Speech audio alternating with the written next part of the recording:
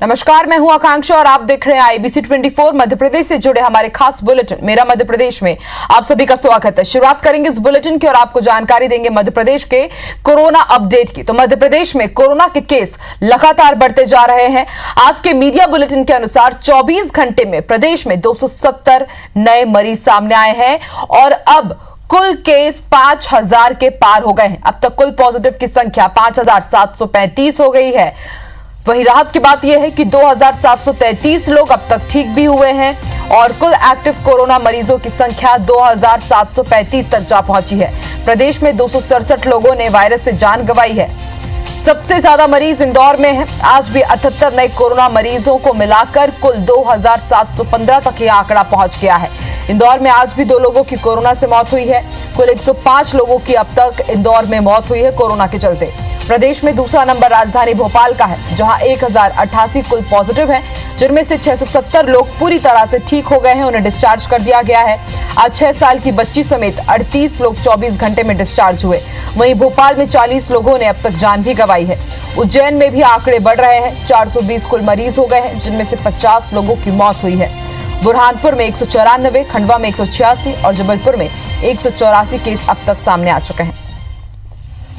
तो मध्य प्रदेश में लगातार कोरोना का कहर देखा जा रहा है। बड़ा सवाल यही कि मध्य प्रदेश में आखिर कोरोना पर काबू कैसे पाया जाएगा। मध्य प्रदेश के जो बड़े बड़े शहर हैं, चाहे वो इंदौर हो, भोपाल हो, जबलपुर हो या फिर ग्वालियर हो, लगातार यहां पर आंकड़ों में इजाफा देखा जा रहा है। और ज्यादा जानकारी के लिए बात करेंगे हमारे सहयोगी सुधीर से। सुधीर, मध्य प्रदेश में कोरोना और तेजी से पैर पसार रहा है। 24 घंटे में 270 नए मरीज आए हैं।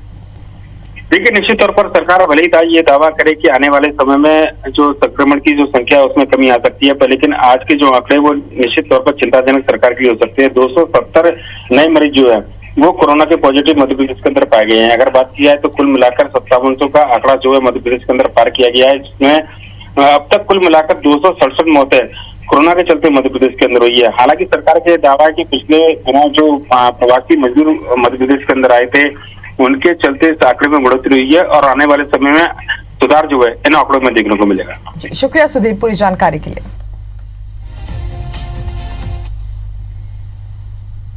बड़ी खबर आपको ग्वालियर से बता दें, फाइटर प्लेन की आवाज से लोग सहम गए हैं।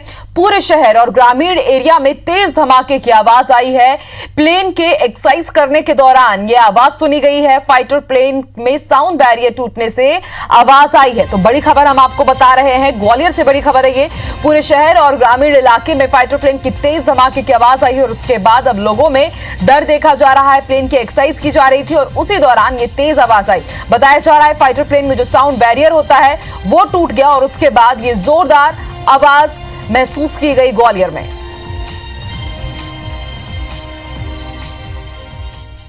ज्यादा जानकारी के लिए बात करेंगे हमारे सहयोगी नासिर से। नासिर, क्या है ये पूरा मामला? फाइटर प्लेन की आवाज से लोग सहमे हैं ग्वालियर के। देखिए, जब जो फाइटर प्लेन है जब एक्सरसाइज करते हैं और उस दौरान उनका जो साउंड बैरियर है वो टूटता है तो इस तरह की आवाज आती है। लेकिन आज जो आवाज आई है बहुत तेजी की आवाज, तेज आवाज आई है, साथ ही एक धमाके के रूप में आवाज आई है। तो इसको लेकर पूरे ये ग्वालियर शहर अकेले नहीं बल्कि रूरल जो एरिया है वहां तक आवाज आई है। तो उससे कहीं ना कहीं लोग सहम गए, क्योंकि एकदम उनको लगा कि कहीं ना कहीं ये भूकंप के झटके है, तो वो अपने घरों से बाहर भी निकला है। तो लेकिन जब ऑफिशियली इसकी बातचीत की गई है तो उसमें ये बात निकल कर आई है कि ये एक्सरसाइज कर रहे थे। अक्सर सुबह और शाम के वक्त ये लोग एक्सरसाइज करते हैं। जो एयरफोर्स स्टेशन है ग्वालियर का, वहां पर एक्सरसाइज होती है फाइटर प्लेनों की। उसी दौरान ये उनका साउंड बैरियर है वो टूटा है और उसके दौरान ये तेज आवाज देखने को आई है। जी, शुक्रिया नासिर पूरी जानकारी के लिए। चौथे लॉकडाउन में कई आर्थिक गतिविधियों को शुरू करने की छूट तो दे दी गई है, लेकिन इसके लिए आम लोगों और व्यापारियों के लिए सोशल डिस्टेंसिंग का पालन करना अनिवार्य किया गया है। साथ ही लोगों को बाइक पर सिर्फ एक व्यक्ति जबकि कार में 2 से 3 व्यक्तियों को ही बैठाने की छूट मिली है। लेकिन हकीकत में ऐसे तमाम निर्देशों की धज्जियां उड़ाई जा रही है। जबलपुर में ऐसा ही नजारा शहर के फुहारा इलाके में नजर आया। हालात का जायजा लिया हमारे संवाददाता विजेंद्र पांडे ने। कोरोना संक्रमण से लड़ने के लिए लॉकडाउन सबसे मुफीद उपाय बताया गया था और लगातार लॉकडाउन में सख्ती प्रशासन की ओर से बढ़ती गई। लेकिन जैसे जैसे लॉकडाउन आगे बढ़ाया जाता रहा वैसे वैसे कोरोना संक्रमण बढ़ता चला गया। अब जबकि लॉकडाउन 4 लागू किया जा चुका है तो उम्मीद है कि लोग इस लॉकडाउन को लेकर कुछ सीखे होंगे, लेकिन ऐसा ग्राउंड ज़ीरो पर नज़र नहीं आता। इस वक्त मैं जबलपुर के मुख्य व्यावसायिक इलाके फुहारा में मौजूद हूँ। देखेंगे आगे जाकर, मेरे कैमरा पर्सन आपको बताएंगे कि सोशल डिस्टेंसिंग की धज्जियाँ किस तरह से लॉकडाउन 4 में उड़ाई जा रही हैं। लोगों को समझना होगा कि यदि उनको खुद संक्रमण से बचना है, अपने परिवार को बचाना है, तो सोशल डिस्टेंसिंग करें। लेकिन आप देखेंगे कि प्रतिबंध के बावजूद एक बाइक पर 2-2, 3-3 लोग भी आपको सवार नज़र आ जाएंगे। और लगातार व्यावसायिक गतिविधियां जो हैं वो बहाल तो हुई हैं, लेकिन इस दौरान शर्तों का जो पालन लॉकडाउन का किया जाना है वो होता नज़र नहीं आता। ये जो पूरा इलाका है, आप देख पाएंगे कि कितनी बड़ी तादाद में लोग सड़कों पर उतरे हुए हैं। और आप देख पाएंगे कि बड़ी तादाद में लोग यहाँ पर सड़कों पर उतरे हुए हैं। और ये नज़ारे बताते हैं कि लॉकडाउन 4 में सोशल डिस्टेंसिंग की किस तरह से धज्जियाँ उड़ रही हैं। जाहिर सी बात है कि अगर प्रशासन ऐसे माहौल में सख्ती नहीं करता है तो ये लापरवाही जबलपुर पर और तमाम लोगों पर भारी पड़ सकती है। कैमरामैन गणेश विश्वकर्मा के साथ विजेंद्र पांडे, IBC 24 जबलपुर। और अब बात इंदौर की। इंदौर में लंबे समय से जारी लॉकडाउन के दौरान आर्थिक गतिविधियों पर विराम लग चुका है।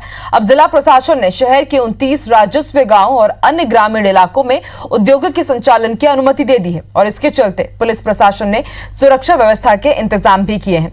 स्थानीय पुलिस बल के साथ ही होमगार्ड और नगर सुरक्षा समिति के लोगों को चौराहों पर तैनात किया गया है। वहीं RAF की 2 कंपनियों को बुलाया गया है। DIG हरिनारायण चारी मिश्र ने कहा है कि जरूरत के मुताबिक इन कंपनियों को शहर से राजस्व ग्रामों में भेजा जाएगा।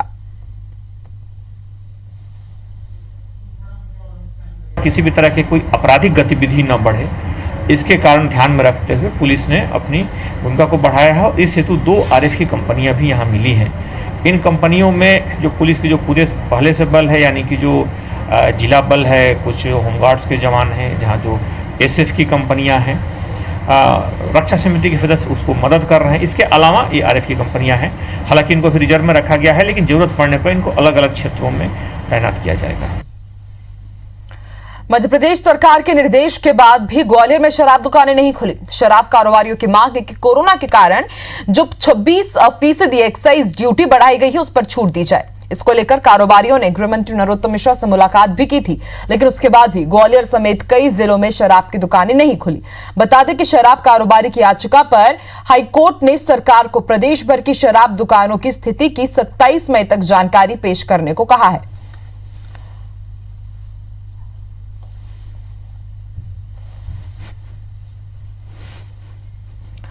पश्चिम रेलवे ने रतलाम मंडल से होते हुए देवास से नई दिल्ली के बीच एक फेरा कोरोना पार्सल स्पेशल ट्रेन का परिचालन करने का फैसला लिया है।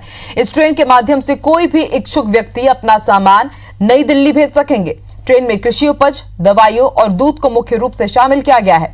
प्रवक्ता जितेंद्र कुमार जयंत ने बताया कि बुधवार को देवास से नई दिल्ली के बीच पार्सल स्पेशल ट्रेन चलाई जाएगी।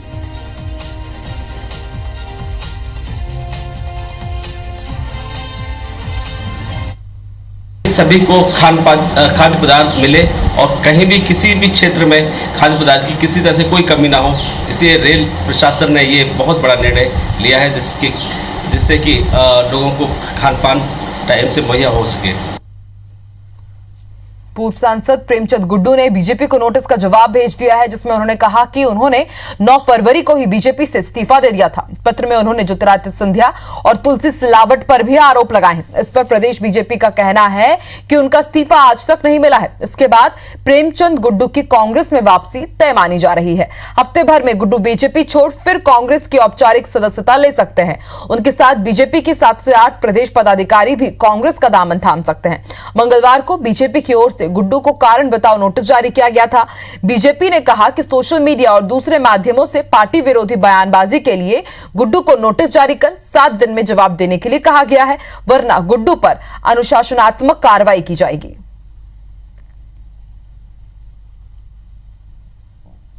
देखो, भारतीय जनता पार्टी नियम, कायदे, कानून से चलने वाला संगठन है। श्री प्रेमचंद गुड्डू को 7 दिन का नोटिस दिया गया है। अभी तक उनके नोटिस का जवाब प्राप्त नहीं हुआ है। जैसे ही नोटिस का जवाब प्राप्त होगा उसके बारे में जरूर कार्रवाई की जाएगी। वो नोटिस सोशल मीडिया पर वायरल हुआ है, उसकी सत्यता की हम जांच कर रहे हैं। अगर उसकी कॉपी हमें प्राप्त हो जाती है जैसे ही कॉपी प्राप्त होगी उसके बारे में निर्णय किया जाएगा। मध्य प्रदेश में उपचुनाव से पहले बीजेपी बगावत की सुर दबाने में जुट गई है। इसी कड़ी में ग्वालियर चंबल में सिंधिया के धुर विरोधी माने जाने वाले नेता जयभान सिंह पवैया ने आज बीजेपी प्रदेश कार्यालय में प्रदेश अध्यक्ष वीरी शर्मा और संगठन महामंत्री सुहास भगत से मुलाकात की। इस मुलाकात को सिंधिया के बीजेपी ज्वाइन करने के बाद पवैया की नाराजगी दूर करने को लेकर देखा जा रहा है। मुलाकात के बाद पवैया ने सिंधिया के साथ चुनाव प्रचार करने को लेकर कहा कि ये समय ही बताएगा। जयभान सिंह पवैया से खास बातचीत की IBC 24 संवाददाता सुधीर दंडोतिया ने।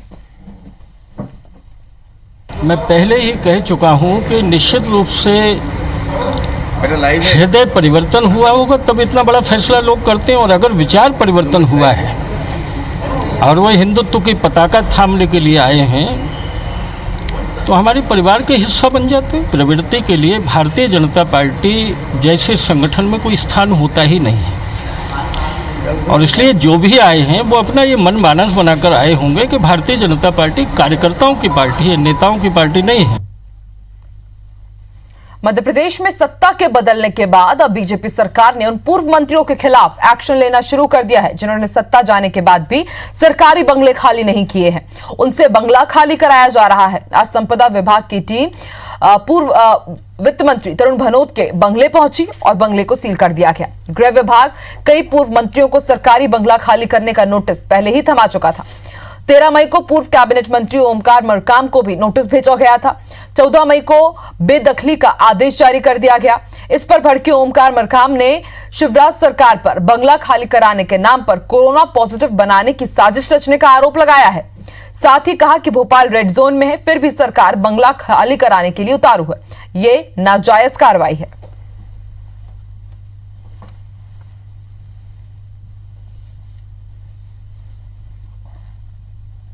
लॉकडाउन के अंदर बेदखली की नोटिस जो मिला है, मैं समझता हूं कि ये हम लोगों को कोरोना से फंसे ऐसा इनका मंशा है, इसलिए नोटिस जारी किए हैं। और मैं तो कहना चाहता हूं कि ये देशपूर्ण और बहुत जबरदस्त हम लोगों के साथ भेदभावपूर्ण कार्य करने की ये झलक है। मुरैना जिले की 5 विधानसभा सीटों पर उपचुनाव होना है। सिंधिया समर्थक 4 विधायकों ने जहां इस्तीफा देकर बीजेपी ज्वाइन कर ली थी, वहीं जौरा सीट कांग्रेस विधायक बनवारी लाल के निधन से खाली हुई। अब उपचुनाव को लेकर कांग्रेस बीजेपी के बीच आरोप लगाने का दौर शुरू हो गया है। कांग्रेस के इकलौते विधायक बैजनाथ कुशवाहा का कहना है कि जिन 22 विधायकों ने जनमत बेचने का काम किया, जनता उपचुनाव में उन्हें सबक सिखाएगी। वहीं बीजेपी का दावा है कि पार्टी जिले की सभी 5 सीटें जीतेगी, चाहे टिकट किसी को भी मिले। भारतीय जनता पार्टी ने जो कांग्रेस के जनाधार के साथ जो धोखा किया है, या जिन विधायकों ने जो जनादेश को बेचा है, निश्चित तौर पर जनता उन्हें जवाब देने के लिए पूरी तरह तैयार है। जब भी मध्य प्रदेश में चुनाव होते हैं, निश्चित तौर पर कांग्रेस के 22 के 22 एमएलए जीतेंगे। कमल के निशान पर जो भी प्रत्याशी खड़ा होगा, भारतीय जनता पार्टी का जिले का पूरा कार्यकर्ता उसके साथ जी जान से कंधे मिलाकर उसके जीत आएगा। और मेरा ऐसा विश्वास है कि हम 5 विधानसभा में चुनाव हो रहे हैं, 5 विधानसभा में चुनाव भारतीय जनता पार्टी जीतेगी। कमलनाथ सरकार के कार्यकाल के दौरान राज्य महिला आयोग की सदस्य जमुना मरावी और संगीता शर्मा ने जबलपुर हाईकोर्ट की शरण ली है। दोनों ही सदस्यों ने शिवराज सरकार द्वारा पद से हटाने के खिलाफ हाईकोर्ट में याचिका दाखिल की है। कोर्ट ने याचिकाकर्ताओं को अंतरिम राहत न देते हुए शिवराज सरकार से यथास्थिति बनाए रखने का आदेश दिया है। बता दें कि हाईकोर्ट ने मध्य प्रदेश अनुसूचित जाति आयोग के अध्यक्ष पद से हटाए गए आनंद अहिरवार के मामले में भी ऐसा ही आदेश जारी किया है। याचिकाकर्ताओं का कहना है कि किसी भी संवैधानिक पद से किसी को भी प्रक्रिया का पालन करते हुए ही हटाया जा सकता है। उनका कहना है कि उन्हें राजनीतिक द्वेष का शिकार बनाया जा रहा है। कोर्ट इस मामले में अपनी अगली सुनवाई में कोई फैसला दे सकती है।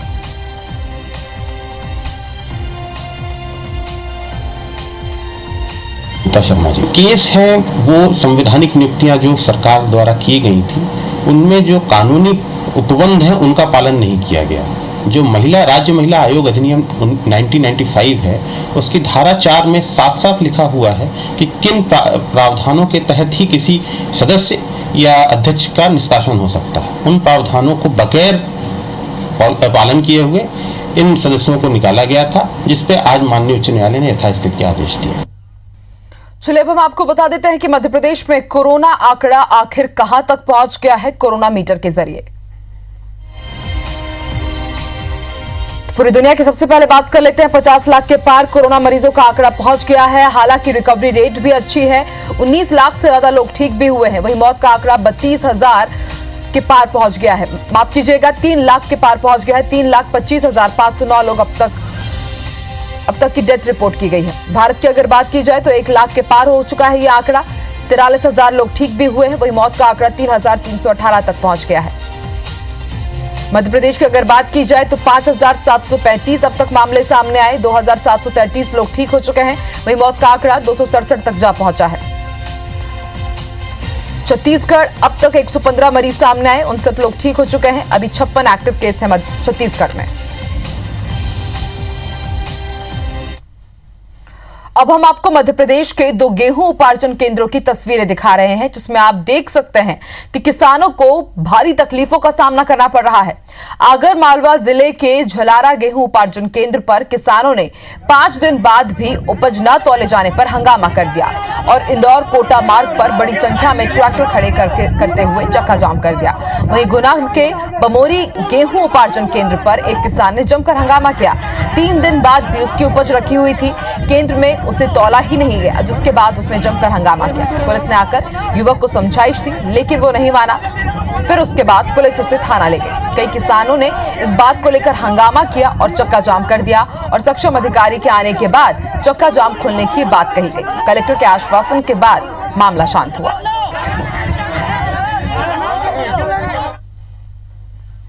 मध्य प्रदेश के कुछ जिले टिड्डियों के हमले से परेशान हैं। खासकर किसानों को सबसे ज्यादा नुकसान हो रहा है। टिड्डियां जिस भी पेड़ पर बैठ रहे हैं उनकी पत्तियों को खा जा रहे हैं। नीमच में आज टिड्डियों के दल ने दस्तक देते हुए किसानों की चिंता बढ़ा दी। नीमच, मनासा, जावद, रामपुरा, जीरन और सिंगौली तहसीलों में आसमान पर बहुत सारे टिड्डी उड़ते हुए दिखाई दिए।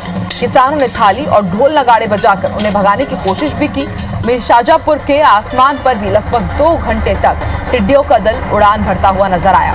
टिड्डियों ने सबसे ज्यादा नुकसान गोपीपुर, लोहवास, भरण और मोहन बड़ौदिया क्षेत्र में किया है। लोग थाली, ताली और ढोल बजाकर उन्हें भगाने की कोशिश करते हुए नजर आए।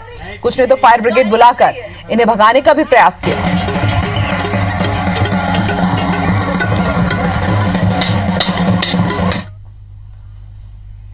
एमपी बोर्ड की 12वीं कक्षा की बची हुई परीक्षाएं 9 से 15 जून तक आयोजित की जाएगी और इसके लिए माध्यमिक शिक्षा मंडल ने टाइम टेबल भी जारी कर दिया है। परीक्षा 2 शिफ्ट में आयोजित कराई जाएगी। पहली शिफ्ट सुबह 9 बजे से दोपहर 12 बजे तक रहेगी और दूसरी शिफ्ट दोपहर 2 बजे से शाम 5 बजे तक।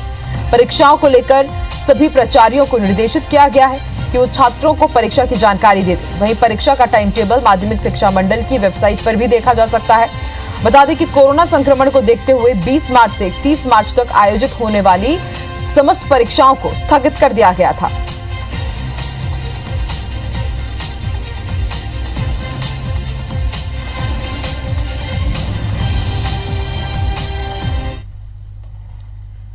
ग्वालियर की जीवाजी यूनिवर्सिटी साल 2014 से साल 2020 तक ग्रेजुएशन और पोस्ट ग्रेजुएशन करने वाले छात्रों का डेटा नेट यानी कि नेशनल एकेडमिक डिपॉजिटरी पर अपलोड कर रही है। 31 अक्टूबर साल 2020 तक 2 लाख छात्रों का डेटा अपलोड हो जाएगा, जिसके बाद कोई भी संस्थान इंटरव्यू देने वाले की मार्कशीट ned.gov.in पर चेक कर सकेगी। इसके साथ ही हर साल पास आउट होने वाले छात्रों का डेटा भी नेट पर ही अपलोड किया जाता रहेगा।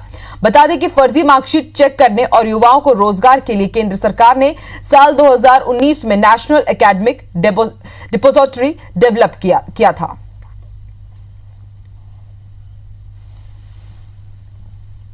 पिछले 5 वर्षों में जिन छात्रों ने ग्रेजुएशन और पोस्ट ग्रेजुएशन की परीक्षाएं पास की हैं, उनका डेटा नेट पर अपलोड किया जा रहा है।